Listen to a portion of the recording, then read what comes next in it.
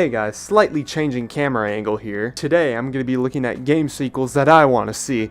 Not you. Ah, piss off. Pen? More like penis.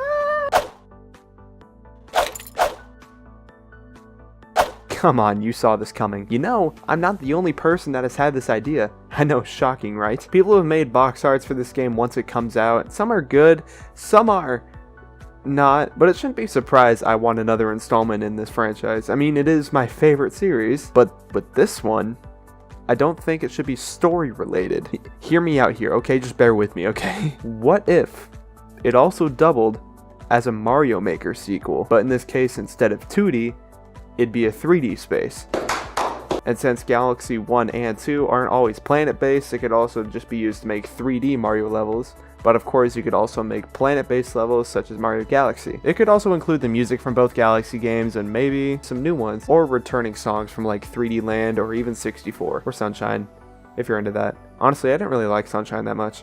I think the level editor could work similarly to Forge in Halo 5, since that is arguably the best level editor in any video game to date, or it could be similar to Universe Sandbox, but honestly I don't know how that one works, since I don't have the game.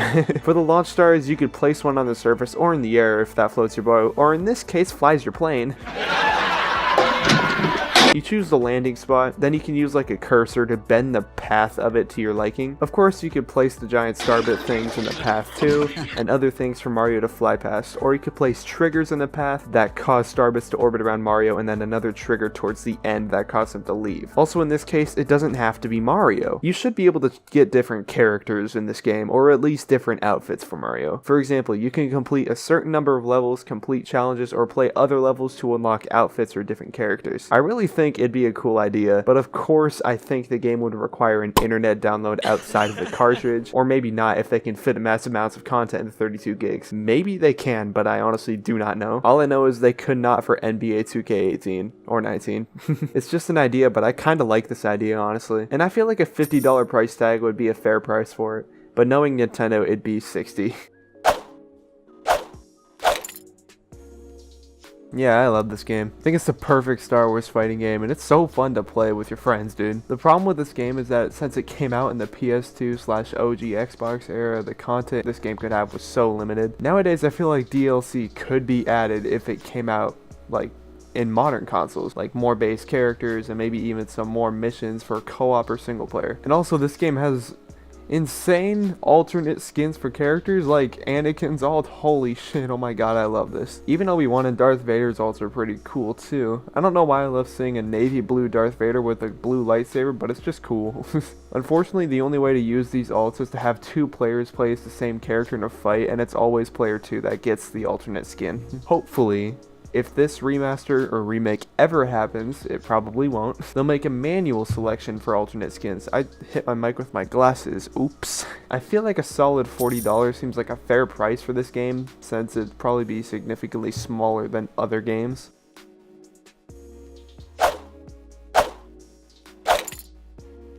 The fact this hasn't been done yet by Valve is insane. 11 years and still no single player mode besides the offline play. God, this is gonna be goddamn ridiculous.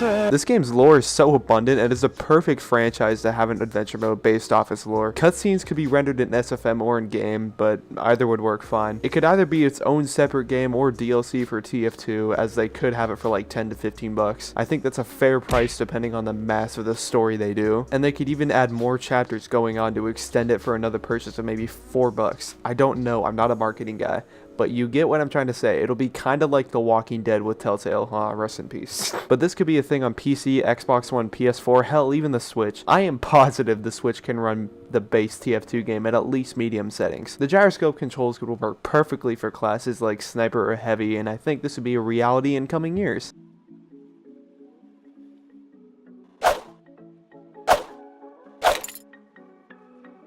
Yeah, This needs to happen. The controls on a Joy-Con will work perfectly for these games since they're so much better than a Wii are. Another external thing would probably have to be sold to work with the Wii Fit, but still! Wii Sports and Wii Sports Resort are amazing games no matter how simple they are. If these ports ever were to happen, I think a complete remaster would be in order as well. But keep the lighting the same, please. I love the lighting. The graphics alone are just so relaxing. Man, you know what? Just don't change or upgrade the graphics at all. Okay, thank God. But I am praying that these will eventually be a thing, because I love these games, dude. $60 seems fair since it's like 5 games in one. Wii Sports Resort, Wii Fit, Wii Play, and Jesus Christ. I want these sequels and remasters to happen so badly, you don't even know. I've been thinking about them for a while now, and I was stuck on that Super Mario Galaxy 3 one for a solid month or two. But for the time being, while these don't happen, I'm gonna go play the greatest video game of all time. Cold Stone Scoop It Up for the Nintendo Wii.